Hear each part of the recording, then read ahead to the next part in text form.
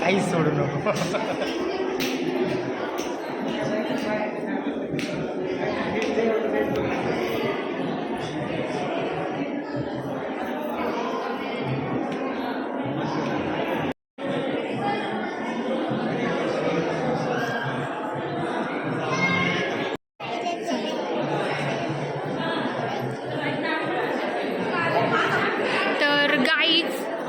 मंदिर हे आपलं बंद आहे, त्याच्यामुळे आपण बाहेर जात आहे.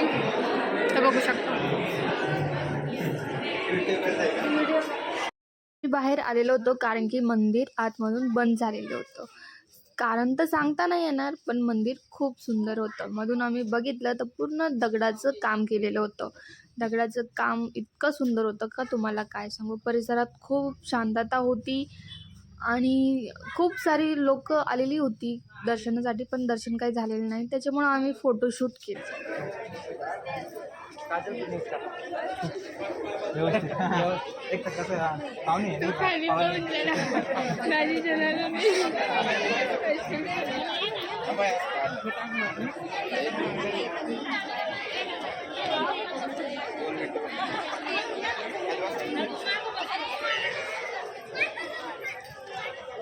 मैत्रिणींनो, आपण बाहेर आलेलो आहे. तुम्हाला तर सांगितलं मी की मंदिर सध्या बंद आहे.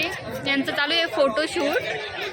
हे बघू शकता, गर्दी भरपूर आहे, पण मला सगळ्यांना असं वाटतं की फोटो काढायसाठी आलेली आहे. जसं मी म्हणजे राहू द्या, मंदिर तर बंद आहे त्याच्यामुळे फोटोच काढणार आहे. एरिया खूप सुंदर आहे, हिरवगार परिसर आहे आणि पावसाचं पण वातावरण झालेलं आहे. मित्रमैत्रिणींनो, आता आपण जाणार आहोत घरी, कारण की आपला व्लॉग शूट होऊन झालेला आहे आणि मंदिर पण बघून झालेलं आहे.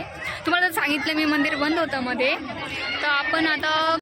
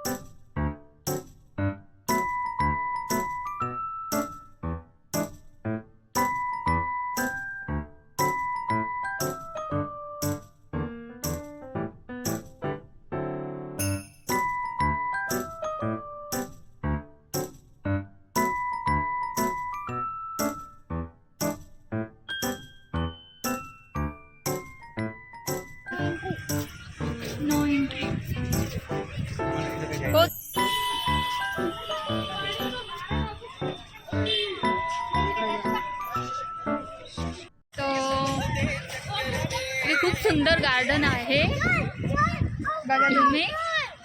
तिकडे पण ना, आपण तिकडे गेलो होतो, तिकडे राम मंदिर वगैरे आहे. हे दोघं बघा माकडं. जाऊ द्या, घरी जायचंच आहे आपल्याला.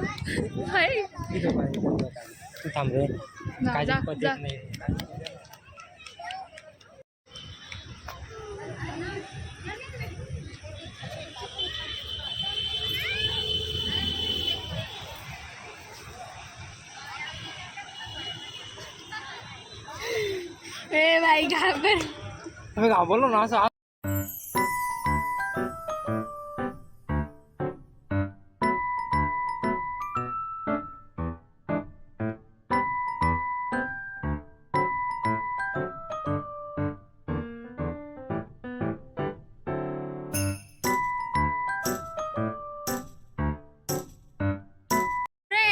आपण चाललो आहोत घरी आता, कारण की आपलं म्हणजे रात्र पण झालेली आहे.